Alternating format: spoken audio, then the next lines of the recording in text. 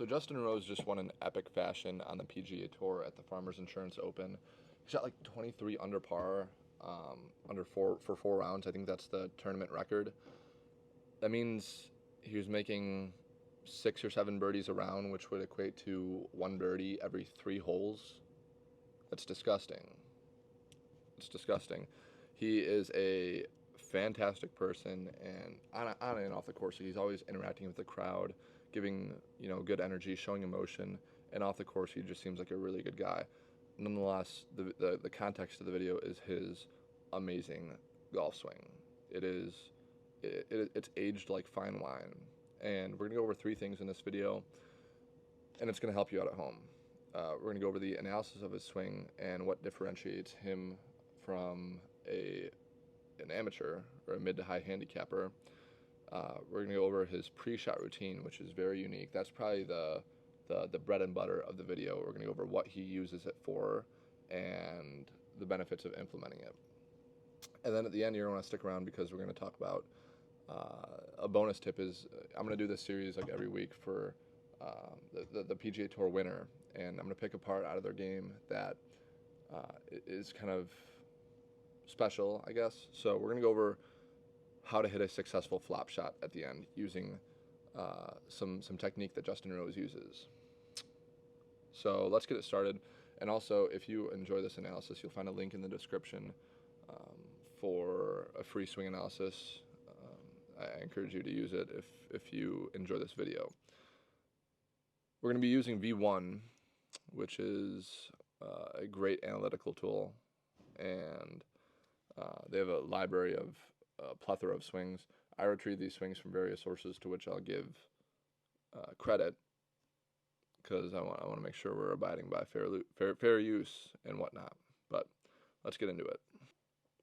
All right, so first, can we take a moment of appreciation for this angle? If you're considering sending in a down-the-line view to your coach, hopefully you elect me. But if you're going to send a down-the-line view, this is the perfect camera position to do it from. The camera's kind of just 10 feet back-ish, directly behind your hands. Perfect. But let's go over his setup, because his setup is world-class, and I always say there is no excuse why someone could not have a world-class setup. Because you're not even taking the club back yet, so you can go through like a checklist of certain things to cross off. So let's take a look. His arms are hanging directly over his toes. Okay, now let's check out his grip. And this is a key differentiator of what I see among really good players and what differentiates them to amateurs and mid to high handicappers. One of the first things I look for are the glove fingers of the grip visible? Okay, that signifies that he has his grip in the fingers, relative to what I see a lot is having the grip in the palm. And it really gives you the leverage that you need over the grip to conduct a good swing. And if you have your grip in the palm, you're not going to have much leverage. Like I always say, the grip is the only form of contact that you have with the club. So it's very, very important that you get this correct. And if you think about, I always give the analogy as if you were picking up a suitcase or a purse or a hammer. You're not going to pick it up with your palm, right? Even this pen, right? I'm picking it up with my finger. You pick everything up with your fingers. You don't do it with the palm because you don't have any leverage. Imagine picking up a suitcase with your palm. You do it with the fingers. That's very similar to how you apply your hands to the grip. So the glove fingers are visible. That's great. The shoulders, I always look for alignment-wise. Shoulders, club, and his feet are actually a little bit open right here. And we're going to see why. Let's take a look here really quick. He's hitting a baby cut. So that's probably why he has his feet just slightly left of the target. And there are a couple things in his swing that produce that baby fade as well. But I usually like the feet, the shoulders, and the club to be running parallel, kind of like railroad tracks. So that is the thinking behind that.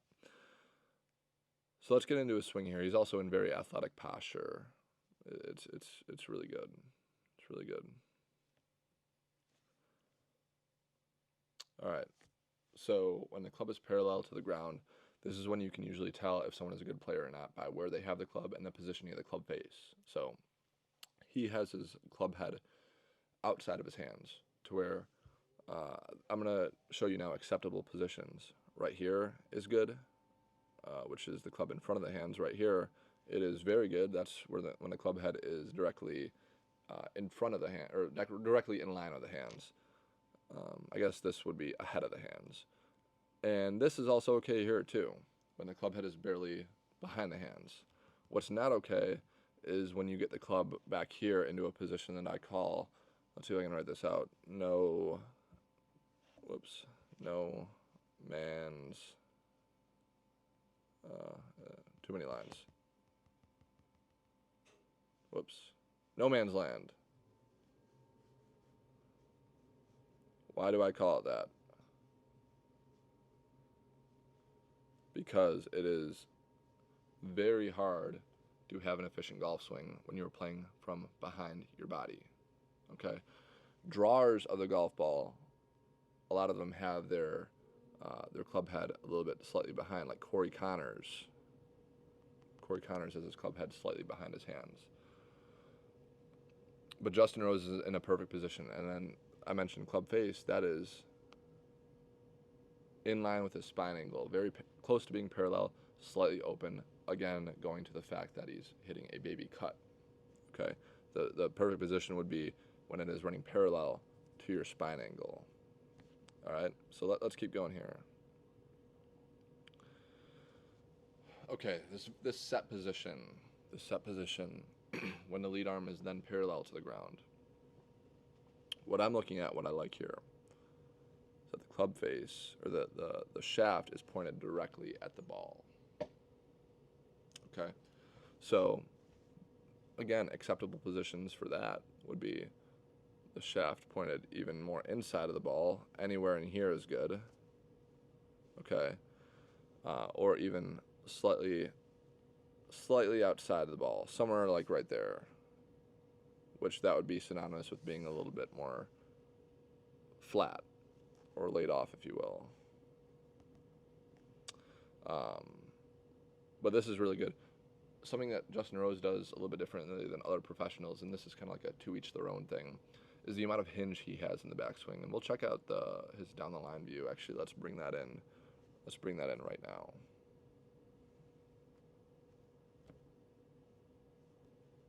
Okay, this swing is from a while ago. Okay, so he actually has a great set here. This swing was from, I believe, 11 years ago. So what's great about this is his lead arm and the club are pretty much producing a 90-degree angle. Look at that, 91 degrees, which is a perfect set. Players like Rory McIlroy and Justin Rose alike have a good set. And people like Scotty Scheffler are more out here. Scotty Scheffler doesn't really set the club on the wrist as much. And then anywhere in between there is really good. And it looks like he's probably not completely at 90 degrees on the right here. But that's kind of the angle. I'm sure he's actually pretty close to it. All right. So as we get to the top here, honestly, this is just like perfect. What do we see? We see the club disappear behind the hands, pretty much. We see the club face. We see the club face running parallel to the lead arm. And the lead wrist, the left wrist, the glove wrist is flat. Okay? A lot of times you see amateurs have that cupped wrist. We don't want that. We don't want that. As we work in transition, notice how the hands kind of just take a direct beeline down. Slightly coming, yeah. So he pretty much just drops his hands down and drops his right elbow pretty much into his right rib cage. Whereas the improper move that I see so many amateurs do is they start a beeline that way and they start spinning out of the ball. Their hands go diagonally tossing them towards the ball. That's a recipe to either get stuck or come over the top. All right, Justin Rose, again, does it perfectly. Does it perfectly. All right, now let's look at impact. Really good position. 3 things right here. I'm going to try and zoom out just a tad. 3 things. His left arm is higher than his right, which is splendid, and that's what we need to see. His right foot is barely coming up off the ground. I love that. And he has a 2-cheek impact position, which means that his hips are already beginning to clear. Really, really good stuff. Really good stuff. And then as we look in the follow through, look how far away his hands are from his body and the position at where the club is right here. He's kind of just tossing his hands towards the target, where this is kind of a differentiation between a driver swing and an iron swing. And the fact that the iron swing, you're going to be exiting more low and left because you want to hit down on it. And really here he's keeping his width. He's keeping his width. He's more shallow with the driver. All right, so he's tossing his hands, almost feeling like your hands are tossing to the right of the target. But just a really, really good stuff. And then we see right here, club release similar to his shoulder line, and a photo finish. Balanced. Really good. Really good. All right, let's move on. All right, so next up, we're going to talk about his pre-shot routine and the benefits that it produces for him. This video is from 12 years ago. He's been doing this pre-shot routine for more than a decade.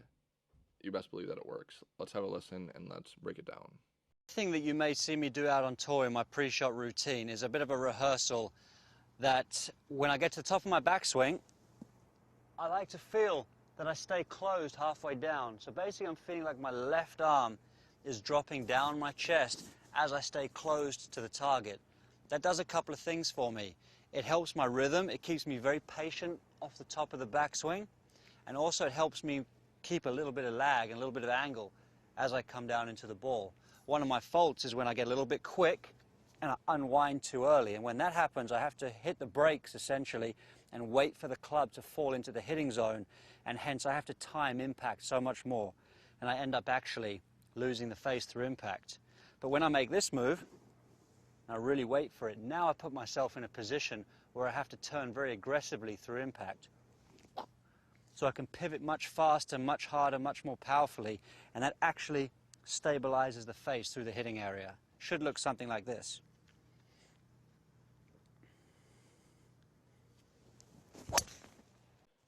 Okay, so what is Justin talking about when he is doing his pre-shot routine? Basically, pros deal with very similar things as amateurs once in a while. And what he's discussing is sometimes he spins out of the shot and he wants to get the downswing sequenced correctly. So what he does is he feels like he does not turn, because a very big misconception is when you get to the top of the backswing, you need to turn. No. When you get to the top of the backswing, you need to drop. All right? There's an order in which things happen, and it's when your swing starts to really speed up as far as your club head speed. It's in transition when you start your downswing, so it's a hard thing to focus on. But what Justin describes is as he transitions in the downswings, you see he's still rotating. This is simply a feel versus real thing. But the benefits of this are like threefold. He says not spinning out of it, but also if we watch that drill, let's get a down the line view. If I was to, I don't want the club to be here in delivery, that's way too far behind me. But as soon as I bring rotation to the target into play, this feel turns into that impact delivery. So if I was to rehearse this, i.e. getting the club in front of me, but then I put in momentum with my turn, now that club is thrown out. It's a little bit like the water skier. Like if the boat is turning, the water skier gets thrown out.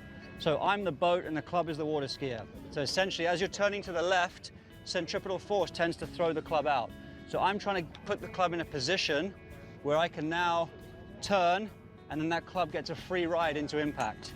So even though it looks like a technical thought, I'm not really really looking at the exact positions. I'm just trying to create a feel, and a lot of that feel is making sure I'm staying on my right leg, into my right hip. One of my faults is I'll get into my left side too early, and then the club's too much in front of me. So by staying here, letting my left arm drop as I stay closed. And by closed, I mean my back stays to the target. I'll never actually be in this position, but the sensation is there. And as soon as I put some speed and turn, everything's going to be in a nice delivery position to hit a proper shot. So feel and real are two completely different things. So here's my feel.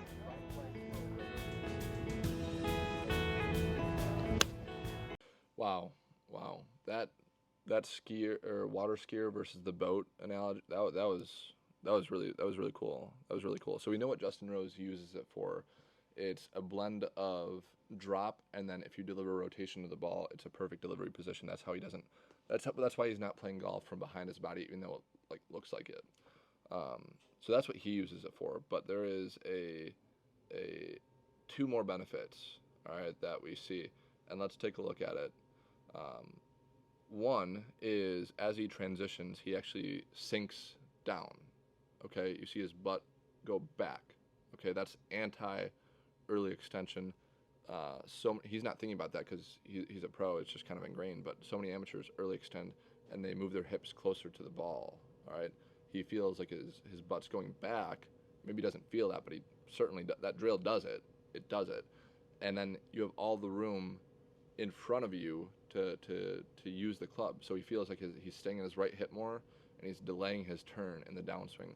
That way you're going to have room to drop your hands into the slot. Okay. Benefit number two is we look at his spine angle.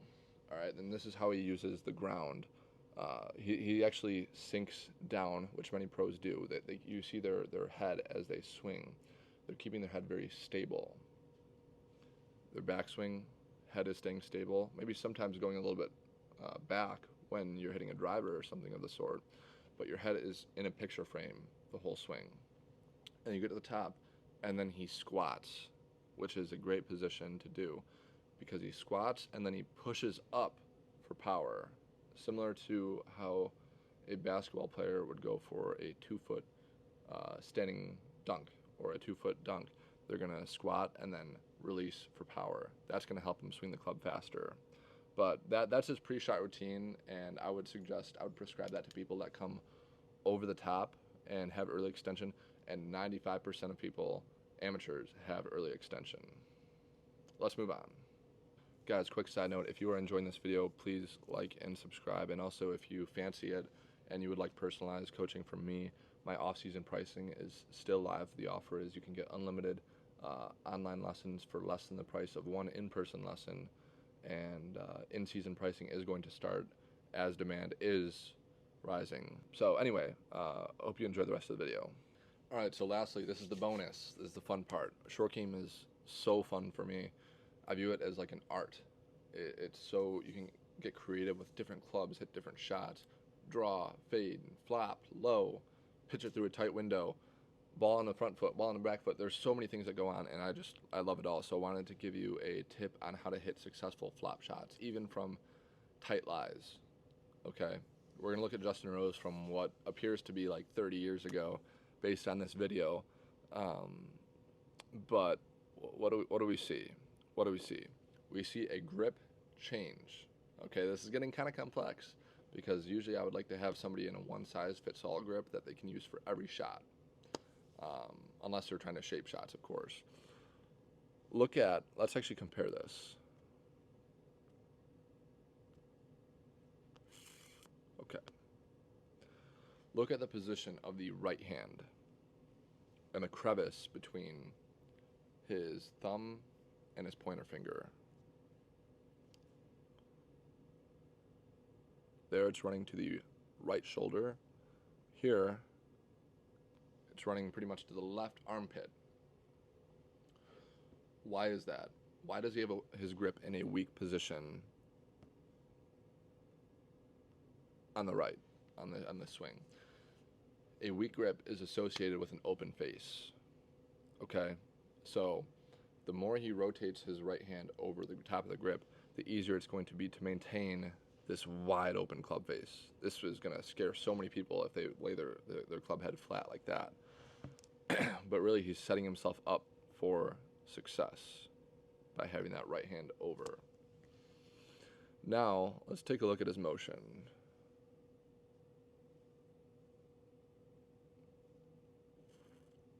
Okay, firstly, his ball position is pretty center. From this angle, because his feet are kind of have some flare, it looks like it's off of his front foot, but it's reality just center. Okay, so what do we see? What do we see in this swing? We see a lot of wrist cock. Okay, this is gonna provide speed to the delivery of the club. Okay, so we want this ball to get up quick, right? So we see that full 90-degree set.